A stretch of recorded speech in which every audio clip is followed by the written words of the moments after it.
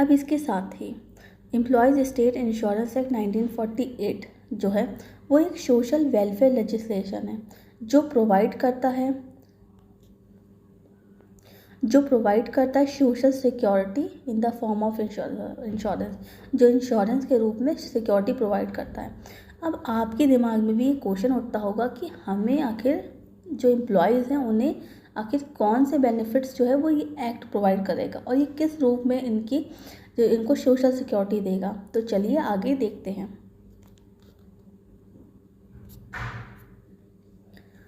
जैसे कि आप देख रहे हैं लिखा हुआ है बेनिफिट्स, तो हमें किन किन चीज़ों में बेनिफिट देगा। अगर कोई एम्प्लॉय जो है वो बीमार हो गया है, सिकनेस से रिलेटेड, अगर कोई मेडिकल इशू है या मैटरनिटी की कोई प्रॉब्लम है या डिसेबल हो गया है वो, या फ्यूनरल से रिलेटेड फ्यूनरल तक के पैसे देती है, उसके बाद एक्सीडेंट हो गया है, ठीक, तो इन सारे केसेस में जो एम्प्लॉयज़ को क्या मिलेगा, बेनिफिट मिलेगा।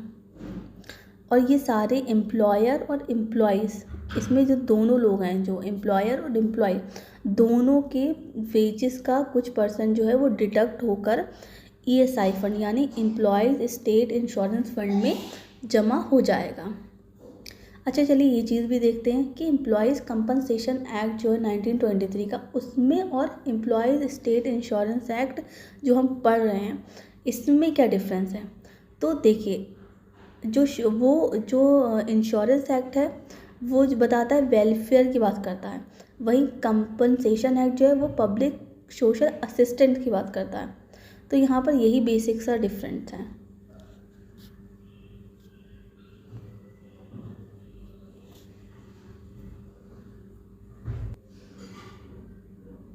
अब इसके आगे हम देखते हैं कि जो कंट्रीब्यूशन देंगे एम्प्लॉय और एम्प्लॉयर वो कितना होगा।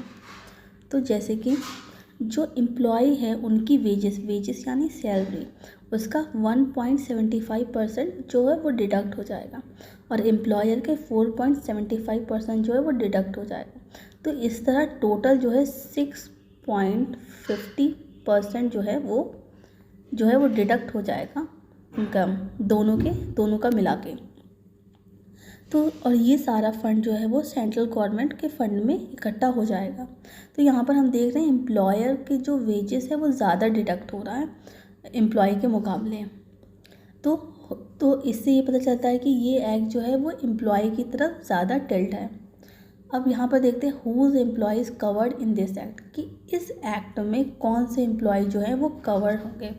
तो जैसे वो एम्प्लॉय कवर्ड होंगे, employees monthly salary excluding over time work does not exceed ₹15,000, ठीक है, जिनकी 15,000 रुपये तक की सैलरी है वो एम्प्लॉय इसके अंदर कवर होंगे, ठीक है। इसके बाद ये देखते हैं कि इस एक्ट का ऑब्जेक्ट क्या है, मतलब इस एक्ट को बनाने का उद्देश्य क्या है। तो देखिए the employees state insurance act 1948, जिसे शॉर्ट में ESI कहते हैं, enables the financial backing and support to the working class in times of medical distress, ठीक है।